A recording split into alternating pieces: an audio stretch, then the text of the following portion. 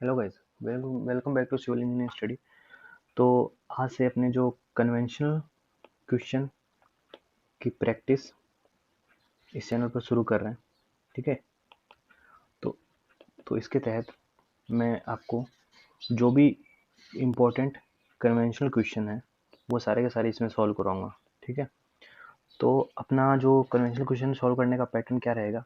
सबसे पहले तो ये देखिए, अभी जो अपकमिंग एग्ज़ाम है वो जैसे जेपीएससी ए का एग्ज़ाम होने वाला है, एसएससी जेई।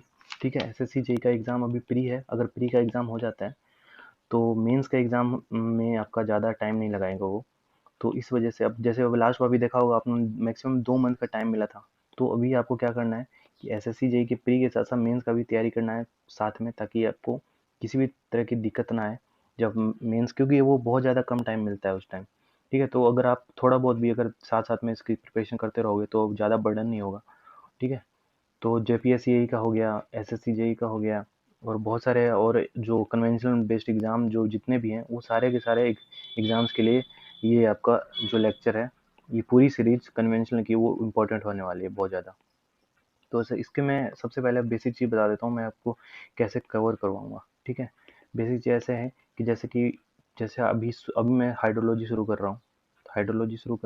तो इसमें जितने भी जो इम्पोर्टेंट टॉपिक होंगे, जो जिसके एग्ज़ाम में क्वेश्चन फ्रीक्वेंटली पूछे जा रहे हैं, ठीक है, तो उनको मैं पिक करूँगा।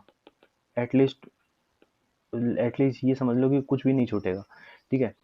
तो वो मुँह पिक करके, जैसे मैंने क्वेश्चन, तो उसका उसके बेस पर मैं एक क्वेश्चन सॉल्व कराऊंगा उसका। तो उस क्वेश्चन को मैं पूरा सॉल्व कराऊंगा। ठीक है। उस क्वेश्चन का जो बेसिक कॉन्सेप्ट, उसका, उस क्वेश्चन के जो क्या वेरिएशंस हो सकते हैं उस क्वेश्चन में। ठीक है, पहली चीज़। दूसरी चीज़ और थर्ड, क्या फॉर्मूलाज हैं उस क्वेश्चन में को करने के लिए। ठीक है। वो सारी की सारी चीज़ें मैं उसमें कवर करवा दूंगा। ये चीज़ 3 कवर होने पर आपका क्या हो गया, आपका जो जो बेसिक कॉन्सेप्ट की पकड़ होगी उस क्वेश्चन पर बहुत स्ट्रांग हो जाएगी, जिससे इस टाइप के जितने भी क्वेश्चन होंगे वो आप आसानी से इजीली एग्जाम में सॉल्व कर लोगे।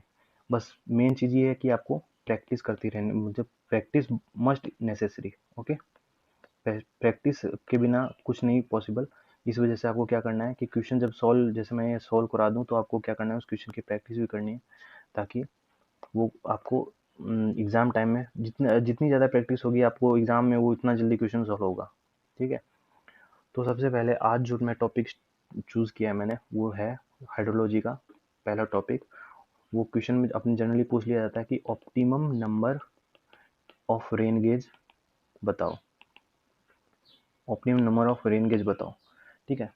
सबसे पहले क्वेश्चन को करने से पहले मैं आपको इस क्वेश्चन का बेसिक एक ओवरव्यू दे देना चाहता हूँ। सबसे पहले कोई भी क्वेश्चन करने से पहले उस क्वेश्चन को फील करना बहुत ज़्यादा ज़रूरी है।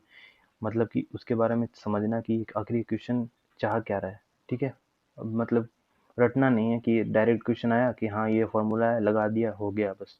उसमें कम से कम इस क्वेश्चन में क्या पूछ रहा है, क्यों निकालना चाह रहे हैं, वो सारी चीज़ें आपको पता रहनी चाहिए। तो सबसे पहले इस क्वेश्चन को करवाने से पहले, ठीक है, मैं आपको एक बेसिक फंडा समझा देता हूँ। जैसे कि ये एक कैचमेंट है। हाइड्रोलॉजी पढ़ा होगा तो ये नाम आपने सुना होगा कैचमेंट का। जैसे भी रेनफॉल होता है इस कैचमेंट में, ठीक है, तो उस रेनफॉल के डाटा को रिकॉर्ड करने के लिए, अब जो कैचमेंट, सबसे पहले तो कैचमेंट होता है वो बहुत लार्ज होता है। जैसे 520 किलोमीटर स्क्वायर का कैचमेंट हो गया, 300 किलोमीटर स्क्वायर का कैचमेंट हो गया। तो उनको रिकॉर्ड करने के लिए यहाँ पर रेन गेज के स्टेशन होते हैं, जहाँ पर रेन गेज रखा हुआ होता है। ठीक है। रेन गेज रखा हुआ होता है, station A B C D कुछ मान लो। अब रेन गेज को रिकॉर्ड, ये सारे रेन गेज के द्वारा जो भी प्रिसिपिटेशन होता है, रेनफॉल होता है, वो सारा का सारा रिकॉर्ड होता है। ठीक है। अब क्या हो गया, अब जैसे कि 2000 मेरे पास 2018 का डाटा था। मतलब कि इन चारों से निकाल के इसका एवरेज निकालते हैं और वो अपने फाइनल वैल्यू दे देते हैं कि हाँ कि इतना रेनफॉल हुआ है। और इसकी ज़रूरत क्यों पड़ी अब वैल्यू निकालने की? अब देखो, अब किसी भी लिमिट से अगर वैल्यू कम या ज़्यादा है, ठीक है, कोई भी एक एक लिमिट फिक्स कर दी, अगर उससे लिमिट से ज़्यादा वैल्यू आ रही है तो अपने अपने ये देखते हैं कि फ्लड के चांस हैं या नहीं आने वाले टाइम में, या ड्रॉट होने के चांस है या नहीं आने वाले टाइम में। तो बहुत सारी चीज़ों के बारे में अपने को इससे पता लग जाता है, ठीक है। तो इसके अगर अगर अगर बात करूं मैं 2018 में, अगर मैंने देखा कि हाँ कि प्रेसिपिटेशन मेरे पास, अब अगर एवरेज प्रेसिपिटेशन सबका कुछ एक्स निकल के आ गया मेरे पास, माना कि मेरे पास प्रेसिपिटेशन एक्स निकल के आया, तो अब क्या होगा कि अब 2018 का जो डाटा था, अब 2020 का मेरे पास डाटा है, ठीक है। तो 2018 के डाटा को रिकॉर्ड करने के लिए मेरे पास 4 रेन गेज थे। अब हर साल कुछ ना कुछ बारिश में वेरिएशन हो जाता है, रेनफॉल में वेरिएशन हो जाता है। तो 2020 में मेरे को ये चेक करना है कि अब जो डाटा आ रहा है, क्या वो इन चारों से जो डाटा आ रहा है वो एक्यूरेट आ रहा है, ठीक है। तो अगर वो गलत आ रहा है, तो मैं कितने एक्स्ट्रा रेन गेज लगा दूं इस कैचमेंट में। ये जो कैचमेंट दिखाया है, इसमें कितने एक्स्ट्रा रेन गेज को लगा दूं, ताकि जो मेरा डाटा आ रहा है, जो डाटा आएगा, वो मेरा एवरेज डाटा आएगा, वो मेरा वो जो क्या है एक्यूरेट आ जाए। यानी कि पहले रेन गेज 4 था, अब मेरे को कुछ ऐड करना पड़ेगा, क्योंकि अगर यहाँ देखा गया कि हाँ कि बारिश में वेरिएशन है, तो कुछ मेरे को एडिशनल ऐड करना पड़ेगा ताकि मेरे को एक्यूरेट डाटा पता लगे। तो ये था इसका बेसिक कॉन्सेप्ट कि मेरे को क्यों ज़रूरत है एक्स्ट्रा रेन गेज लगाने की, ठीक है। अब देखो, सबसे पहले इसमें कुछ स्टेप्स हैं। सबसे पहला जो स्टेप है, उसमें आपको मीन प्रिसिपिटेशन निकालना है इसका, ठीक है। ये जो ऊपर ऊपर आपको फॉर्मूला दे रहा है, ये फाइनल फॉर्मूला है, ठीक है। ये फाइनल फॉर्मूला है। सबसे पहले स्टेप फर्स्ट का जो फॉर्मूला है वो ये देख लो, पी एम इक्वल टू, यहाँ देखो, P1 plus P2 plus P3 equal to n, ठीक है। ये है मीन प्रेसिपिटेशन, ठीक है। और सेकंड फॉर्मूला लगाना है आपको इस क्वेश्चन में, सिग्मा m माइनस 1, यानी कि स्टैंडर्ड डेविएशन। ये होगा आपका P1 माइनस का PM का स्क्वायर, P2 माइनस का PM का सो ऑन, डिवाइड में n माइनस 1, और लास्ट में आपको लगा देना है n बराबर CV अपॉन में E का स्क्वायर, ठीक है।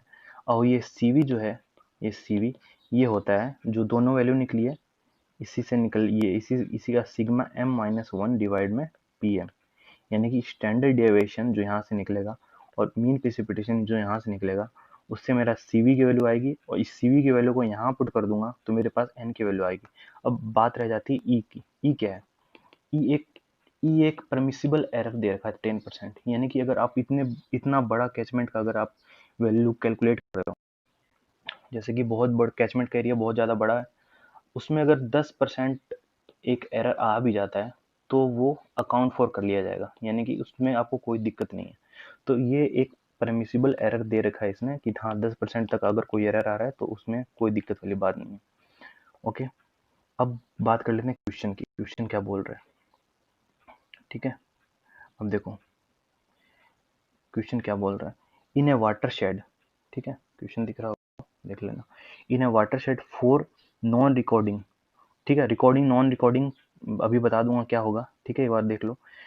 Non recording rain gauge have been installed to record rainfall data, the annual rainfall of one of the year, ठीक है, इज गिवन बिलो। ये एनुअल रेनफॉल दे दिया इसने ABCD, ठीक है।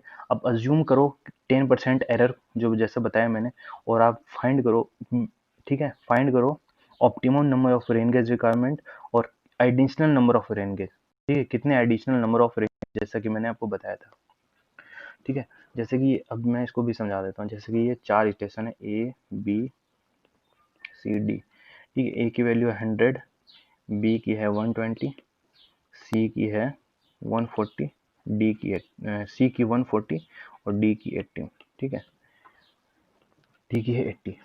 तो अब ये चार मेरे पास रेन गेज, ये चार मेरे पास प्रिसिपिटेशन है कि मेरे पास 4 प्रिसिपिटेशन की वैल्यू आई, यानी कि ए पर जो रेन गेज लगा था उसने प्रिसिपिटेशन रिकॉर्ड किया 100, बी पर जो रेन गेज लगा था उसने प्रिसिपिटेशन रिकॉर्ड किया 120 सेंटीमीटर, सेंटीमीटर में रिकॉर्ड होगा। सी पर जो लगा था उसने रिकॉर्ड किया इतना रेनफॉल, और डी पर लगा था उसने 80 रिकॉर्ड कर लिया, ठीक है। अब मेरे को ये बताना है, अब मेरे को इसमें ये बताना है कि कितने अमाउंट का मतलब कि कितना एक्स्ट्रा रेन गेज उसमें लगाने पर मेरे पास एक्यूरेट रिजल्ट आएगा या नहीं आएगा। तो हम उसकी सारी कैलकुलेशन अपने कर लेते हैं, ठीक है। अब देखना, तो अब सॉल्यूशन लिखेंगे।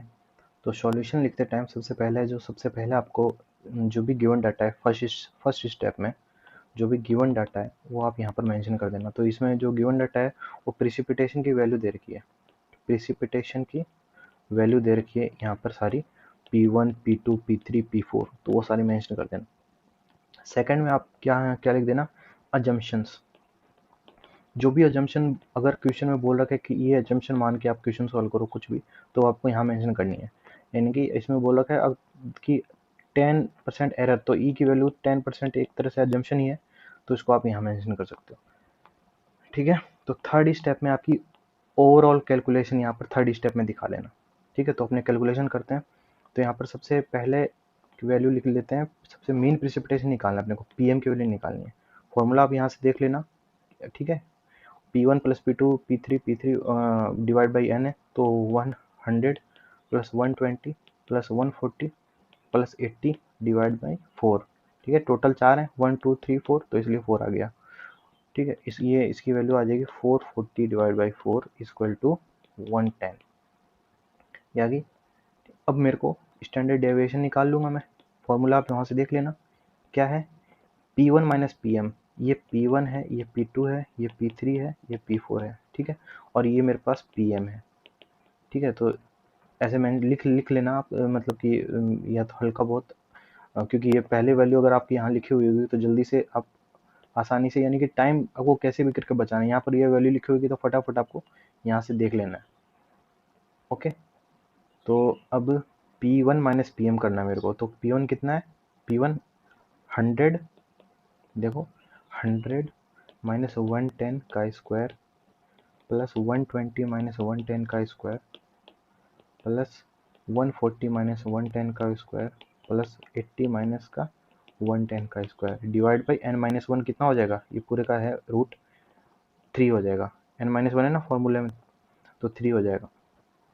तो ये देखो ये माइनस में आएगी, यानी स्क्वायर होकर प्लस ही हो जाएगा, यानी सारी वैल्यू प्लस में आएगी, ठीक है। तो इसका जब मैं सॉल्व करूँगा तो मेरे पास इसकी वैल्यू निकल के आ जाएगी 25.82, ठीक है, ये आ गई।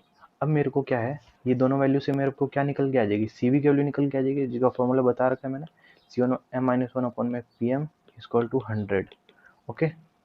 तो इसकी वैल्यू निकल के आ जाएगी कितनी, यहाँ पर आप वैल्यू लिख दो 25.82 डिवाइड बाई 110 इंटू में 100, तो ये आ जाएगी वैल्यू आपकी 23.472, थ्री डिजिट तक कर देना है, ठीक है, फॉर मोर एक्यूरेसी, ओके। तो सी वी की वैल्यू निकल के आ गई। अब मेरे पास क्या है, अब मेरे पास एन निकालना है मेरे को, अब यानी कि यही वो है वैल्यू, नंबर ऑफ, ठीक है, रेन गेज, ठीक है, optimum number of rain gauge, ये एन की वैल्यू अब निकल के आएगी। फाइनल फार्मूला जो लगाना है अपने को, सी वी अपन में ई का स्क्वायर, तो सी वी निकल गया अपना 23.472 और डिवाइड बाई 10 का स्क्वायर करूँगा मैं, तो ये आ जाएगा 5.5, तो इसको मैंने ले लिया 6। अब देखो कितने स्टेशन थे, ए बी सी डी, ठीक है, 4 स्टेशन थे। अब मेरे पास जो वैल्यू निकल के आई है optimum number of rain gauge की, वो है 6, पहले कितने थे, 4 है, तो मेरे को कितने और की जरूरत पड़ रही है, तो यानी कि एडिशनल, यहाँ आपको लिख देना है additional number of rain gauge required, वो आपको यहाँ की करना है। अब 6 में से क्या कर दूँ, 4 घटा दूँ 2, यानी कि 2 और मैं यहाँ पर स्टेशन और लगा दूँ, यहाँ पर मैं रेन गेज रखूँगा, तो मेरे पास क्या आएगा, ये A B C D E F, यानी कि 2 और स्टेशन लगाने पर मेरी की एक्यूरेसी वो एकदम 100% आएगी, ठीक है। ताकि क्योंकि इसी 2 की अपने को जरूरत थी, ठीक है, इसी 2 की वजह से अपनी जो एक्यूरेसी, जो एवरेज वैल्यू जो आ रही थी वो गलत आ रही थी। अब मैंने 2 और ऐड कर दिया तो मेरे पास एक्यूरेसी आ गई विद इन 10%, यानी कि 10% का मतलब ये है कि 10% का एरर इसने परमिसिबल कर रखा है, तो वो विद इन 10% वैल्यू आ जाएगी, ठीक है, ओके। अब अब देखो, अब 2 टाइप के रेन गेज होते हैं, एक तो होता है रिकॉर्डिंग टाइप, एक होता है non recording type. Recording type जो होता है वो कंटिन्यूस प्लॉट देता है टाइम के साथ साथ में, ये कंटिन्यूस प्लॉट नहीं देता, ठीक है, रेनफॉल का टाइम के साथ साथ में, ये रेनफॉल का कंटिन्यूस प्लॉट देगा टाइम के साथ में। जैसे इसके एग्जांपल हो गए टिपिंग बकेट टाइप हो गया, वेइंग बकेट टाइप हो गया, और जो ये है ये क्या है, साइमन, जो इंडिया में जनरली यूज आता है। बस इसमें मेन फर्क ये है कि आपको क्या करना है, इसमें 8:30 बजे सुबह के टाइम में एक वैल्यू, एक टाइम दे रखा है, इसमें आपको जाके क्या करना है, डाटा को कलेक्ट करना पड़ता है। इसमें वो काम करने की जरूरत नहीं पड़ती रिकॉर्डिंग टाइप में, बस मेन डिफरेंस यही है। तो बोल रहा है क्वेश्चन में कि जो क्वेश्चन में बोल रहा है कि रिकॉर्डिंग टाइप है, वो आपका नॉन रिकॉर्डिंग टाइप दे रखा है इसमें क्वेश्चन में, ठीक है। और अपने पास जो फाइनल वैल्यू निकल के आई है वो 2 आई है। तो आपको एक और चीज़ याद रखनी है, एक अजम्पशन ही मान लो यार, ठीक है, ठीक है, एक नोट डाल के लिख लो, अजम्पशन मान लो कि है ना, अगर आपका कोई भी है जैसे वैल्यू निकल के आ जाती है 2 की जगह 12 आ जाती है, 10 आ जाती है, कुछ भी आ जाती है नॉन रिकॉर्डिंग टाइप में, तो आपको क्या करना है, उसमें कम से कम 10% रिकॉर्डिंग टाइप रेन गेज को रखना है। 10% रिकॉर्डिंग टाइप रेन गेज को यहाँ पर रखना पड़ेगा। तो अब जैसे यहाँ पर 2 है, 2 का 10% तो 2.2 हो गया, तो ये तो बहुत कम है। कम से कम अब आपको यहाँ पर एक तो रिकॉर्डिंग टाइप रेन गेज आपको देना ही पड़ेगा, यहाँ पर ध्यान रखना, ठीक है। ये बेसिक अजम्पशन है, ठीक है। बाकी आपको जैसे अब ये 2 था, यहाँ 2 था ना, ये देखो ये चारों तो क्या थे, नॉन रिकॉर्डिंग टाइप, जैसे कि क्वेश्चन में बोला था। अब ये दोनों जो निकल के आए उसमें से अपने को एक है ना, एक वो रिकॉर्डिंग टाइप रेन गेज देना पड़ेगा। ओके गाइस, तो इसी तरह का ये कंप्लीट हो जाता है क्वेश्चन। बेसिक कॉन्सेप्ट इसका क्वेश्चन का सारा अच्छी तरह से मैंने कवर कर दिया। अगर कोई भी दिक्कत आए फिर भी, तो आप मेरे को कमेंट करके पूछ सकते हो, ठीक है, या मुझे मेल भी कर सकते हो।